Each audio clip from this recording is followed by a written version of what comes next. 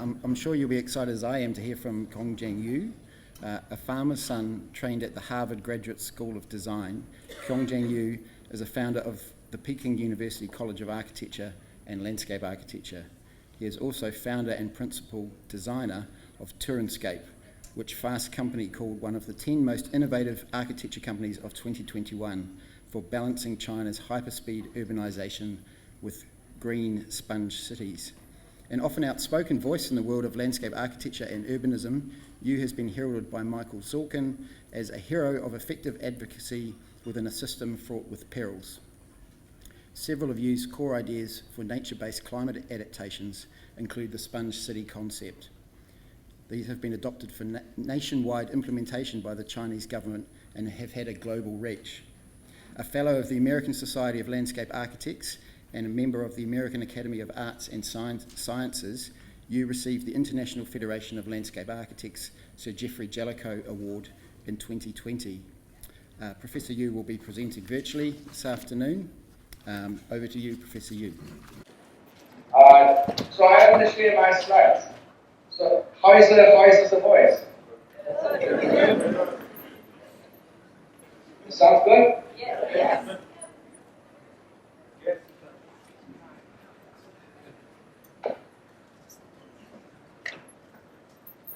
Yes. So we are talking about how to heal the world. We are facing so many problems today: flood, drought, pollution, habitat loss, and everything. Plus climate change, of course. Now, conventional solutions are great infrastructure, stronger and increasingly more sophisticated damming, flood walls fighting against water, channelizing the rivers, sewage plant to clean water. These are we call the civilization, the modernism, modern civilization. Great infrastructure can be necessary to solve urgent individual problems, but it consumes huge amount of concrete and energy, lacks resilience, and often accumulates, now that's important, accumulates higher risk of disaster. We have seen New Orleans, we have seen Zhengzhou in China, we have seen Germany, all because of fail of these infrastructures, not because of nature, actually. And this kind of great infrastructure destroy nature and its resiliency and breaks connection between man and nature. So the alternative is nature-based ecological infrastructure, now which we call landscape, by the way, which is critical for securing ecosystem services, woven together with great infrastructure that provide holistic services, provision, regulation, life supporting, spiritual, and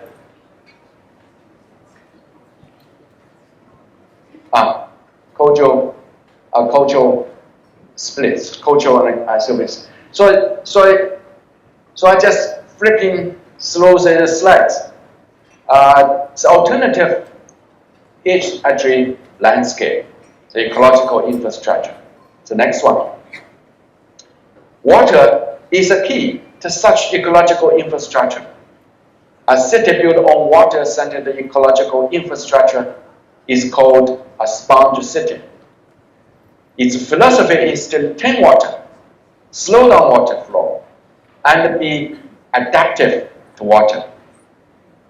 That are totally opposite to the conventional solution of grey infrastructure. The grey infrastructure is just centralized, concentrated water at its source, and speed up the flow by channelizing the river and damming and create big reservoirs and divert water and so on. And the sponges is to adapt water instead of fight against water. So these are totally opposite to the concrete-centered infrastructure. Next one. Sponge cities are inspired by the ancient wisdom of farming and water management that use simple tools to transform the global surface at a vast scale. This farmer, at the background you see the terraces up on the hill, on the slope, 2,000 meters above sea level, terraced rice paddies for 2,000 years, sustaining the whole community in this area. Next one. This kind of simple technique, such as terracing, ponding, diking and ponding and islanding, depend on how much water you have from the source, during the flow, and the sink. Now these are so simple techniques. Next one.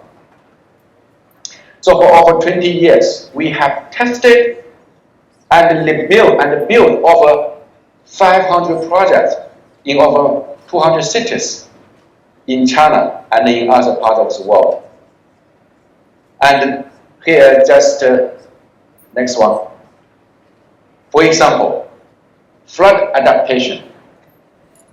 To embrace flood as natural phenomenon. In China, and I see in other parts of the world, particularly in the monsoon region, all urban rivers have been dammed and channelized with concrete flood walls. More than 20 billion US dollars is invested to control flooding, but over 100 billion is lost every year. We have to end this kind of never-ending war using so-called infrastructure. So the alternative is the ecological redesign of the concrete flood wall to adapt monsoon flood. Here is the case in my hometown, in Zhejiang's Jinhua city. Very strong flood wall like that, and we are successful convincing the local government to remove concrete, terracing the riverbank, recover the vegetation. And this can reduce, actually, the peak flow by 50%. You can see that's the recovered riverbank. Now the next one, 100 years flood come. Such a river bank can retain stormwater, retain the flood, and reduce the peak flow. And because the monsoon flood is just so fast to come and fast to go, so this just a day later, you will see it's become a usable park again. What about the urban inundation within the city? The next slide. We have to build a sophisticated pipe system? Maybe not necessary. Landscape can solve the problem. In China, over 65% of cities suffering urban inundation every year. Next one.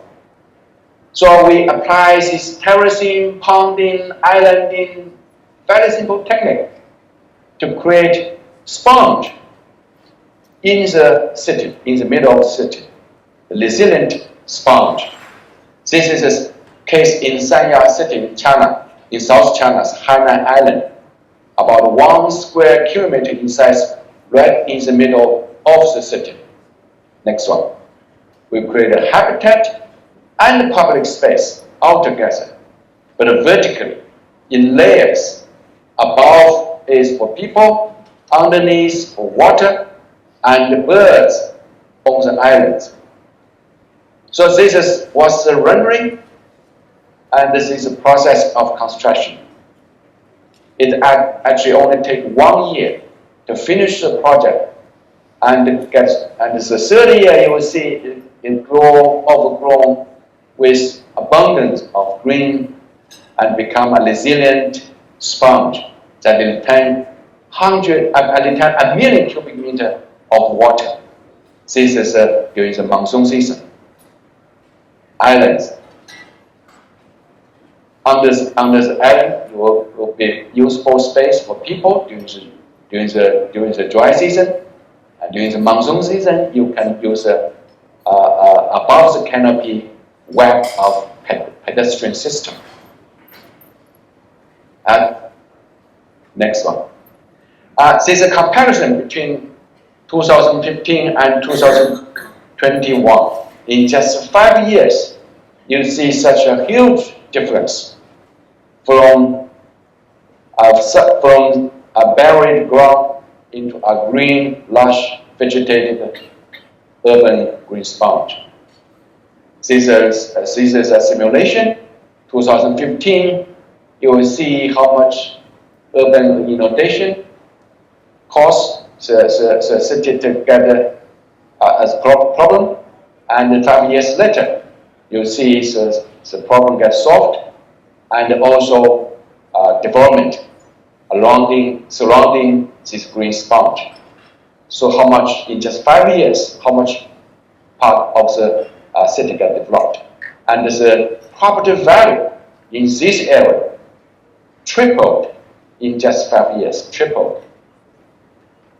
Now the next slide shows that floating forest.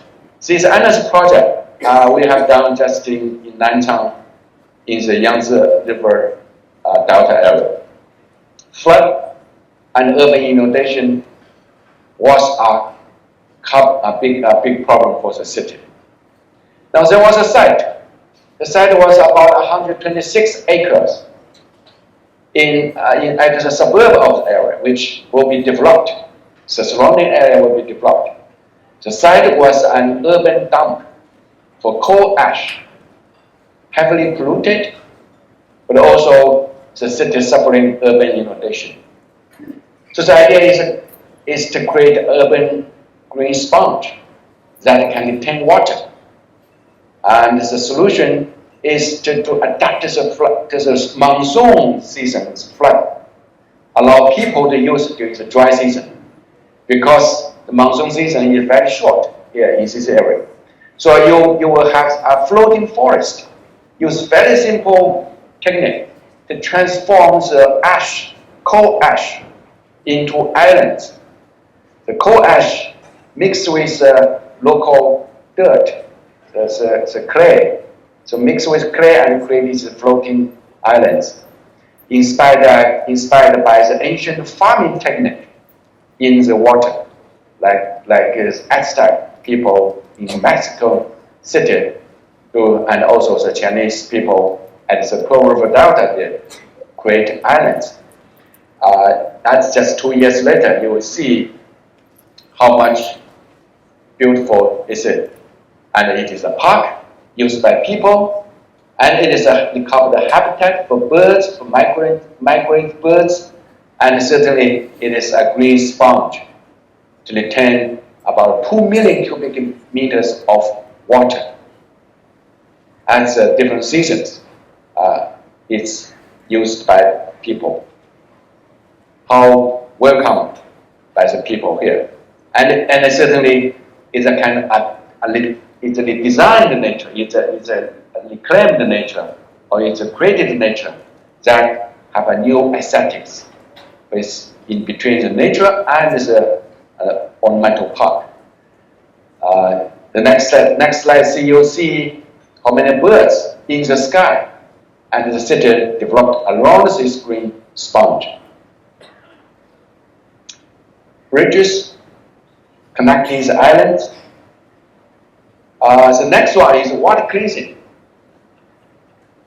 In addition to the problem of flood, today you have to see that about 85% of sewage global-wise, particularly in the developing countries, run to the oceans untreated.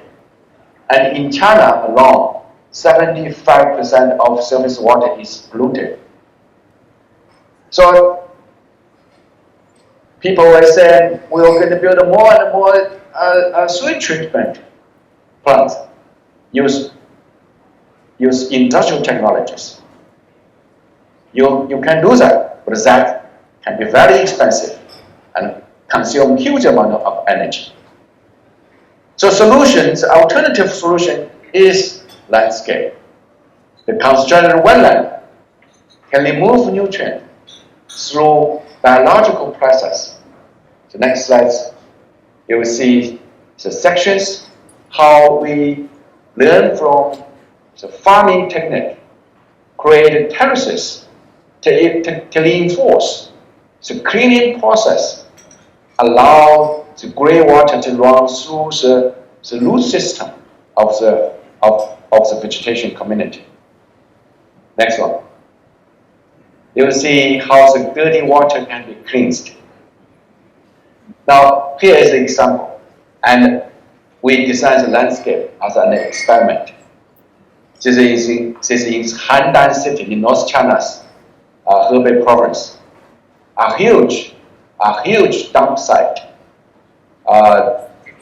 brownfield. Nearby is a steel factory. And at the same time, the city suffers pollution, water pollution, particularly because sewage treatment is so expensive. They cannot afford it actually.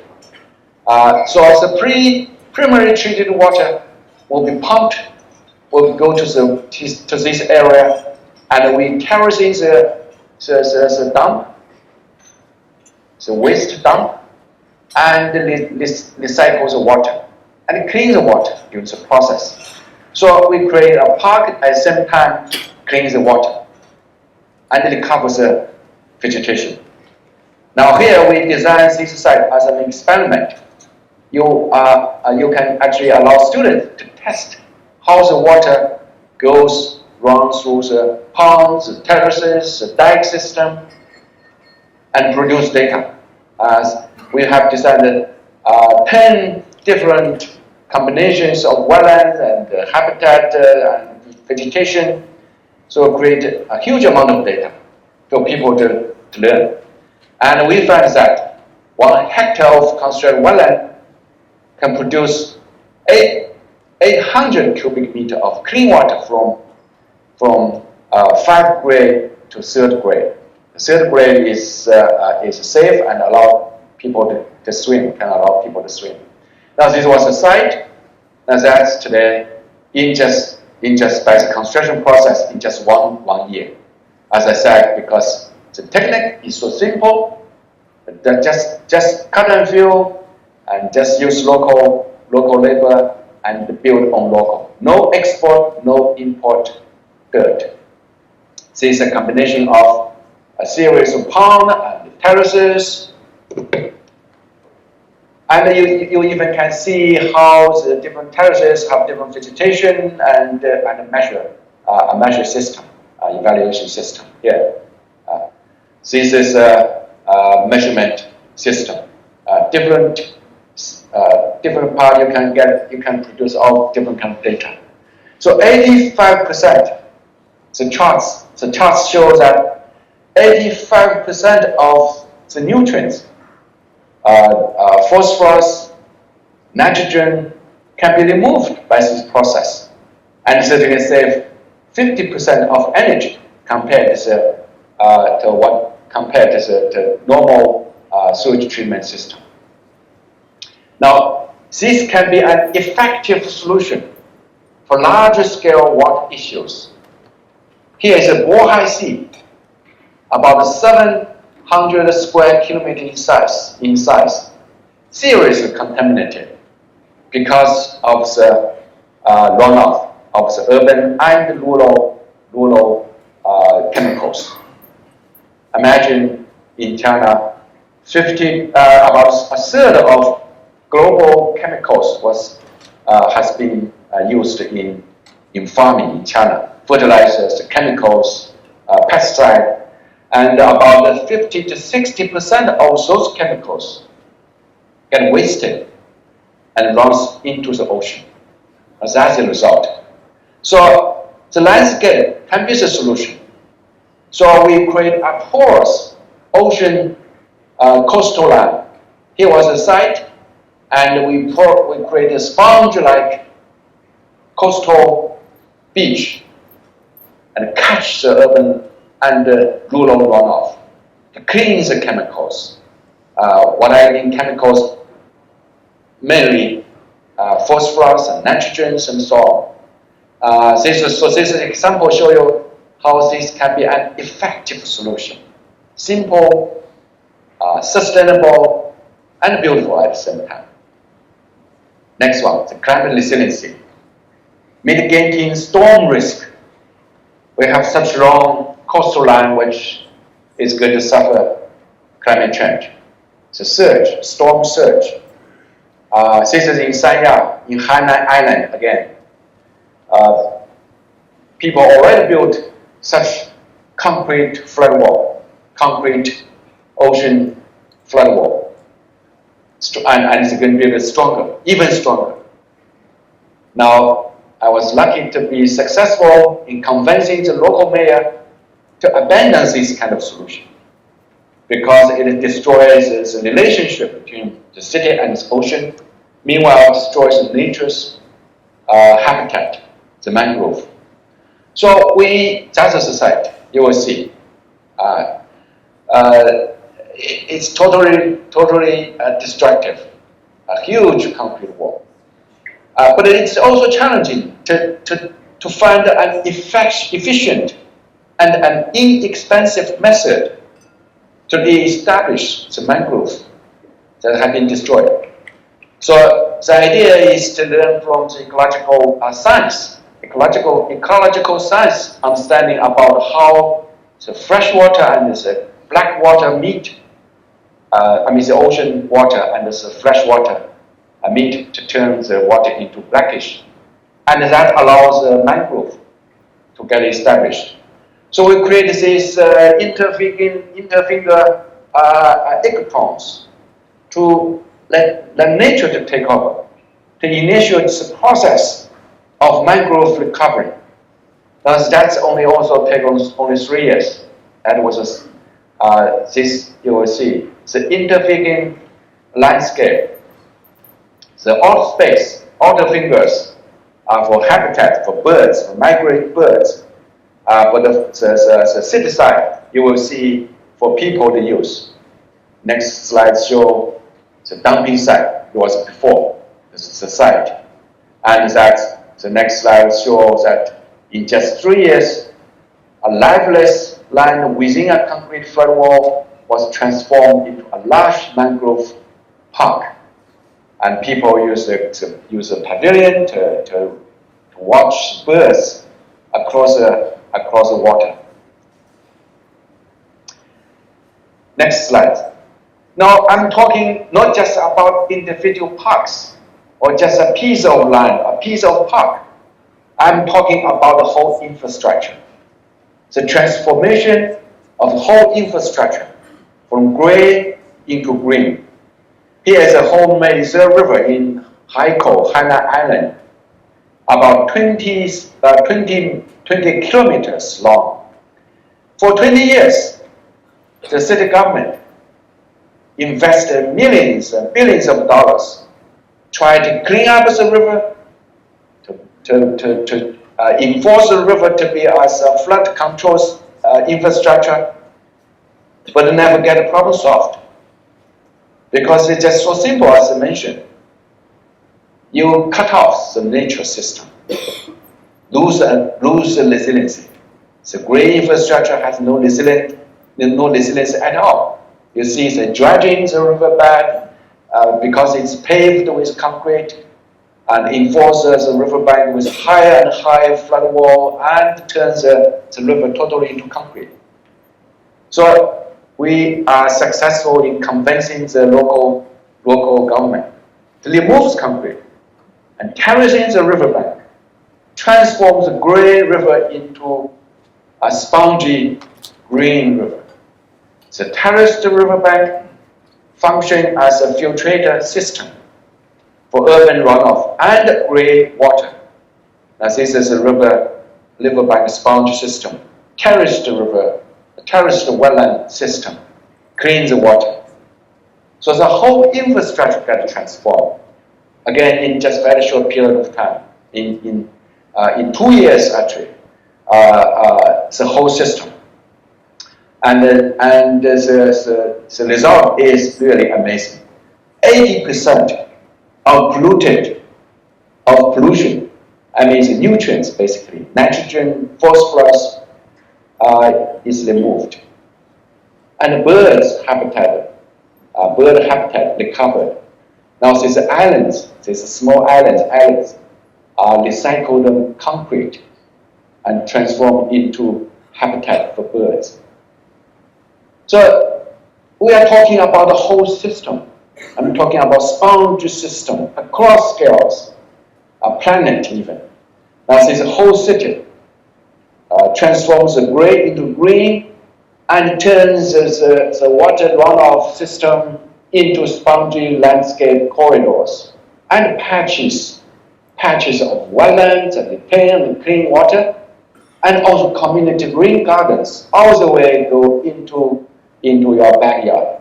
Now this is a system we are talking about. That's a landscape, ecological landscape. Now we are talking even about a national scale, a regional scale. That's a regional scale. In Guangzhou Sponge City Planning, it is about 7,000 square kilometers in size.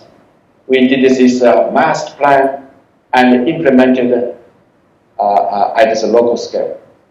Upstream to retain water at the source, use terraced fields and pond system.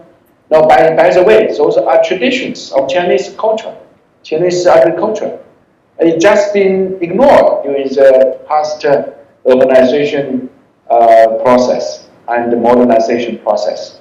And we just recover it and use it, recycle those cultural heritage, cultural landscape. During the middle, during the flow, slow down the process. Again, naturalize the river, use lower weirs, lower dikes, instead of high dam.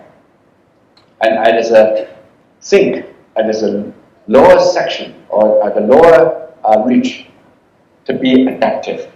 Not a flood wall, but it makes buildings, farms, and green space to be adaptive to the monsoon flood. Now here just I want to show how this get implemented.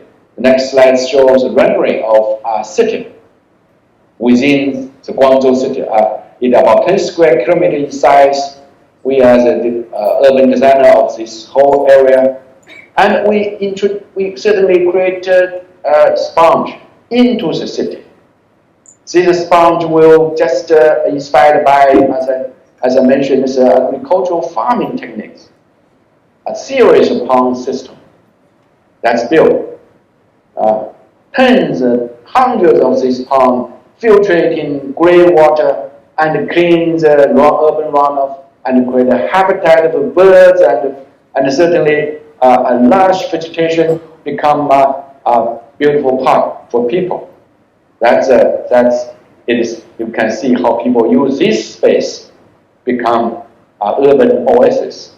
So multiple functions, sponge system as infrastructure, as a green infrastructure. Now, I want to go to the conclusion. So more than ever, we have to rethink the way we build our cities, the way we treat the water and the nature, and even the way we define civilization. We are so used to define our civilization based on how much technology we use, how much concrete, how much pavement, how much steel we use. And now we have to rethink the way, particularly during the time of monsoon, flood, and climate change, global-wise challenge. So sponge city or sponge planet is a holistic and nature-based solution to protect and restore ecological infrastructure and make wise use of nature's services for the benefit of the planet and the welfare of people. Now to do that, we certainly have to think like a king. I call it think like a king. Since the King Yu the Great, the first So first king in China, in China's central kingdom, is actually a planner. He know how to plan the land and know how to deal with water, to live with water. So we respect him and become God of water. But we, besides this big vision, we need really to act like a peasant doing with the field, with rice paddies, with pond, with dike and pond system, who transforms the globe down to earth, simple, easy, sustainable, and low cost, and easy to maintain. Now that's the landscape architecture I understand. Have a big vision, but certainly have very simple peasantry action. So Henry, thank you. That's my presentation.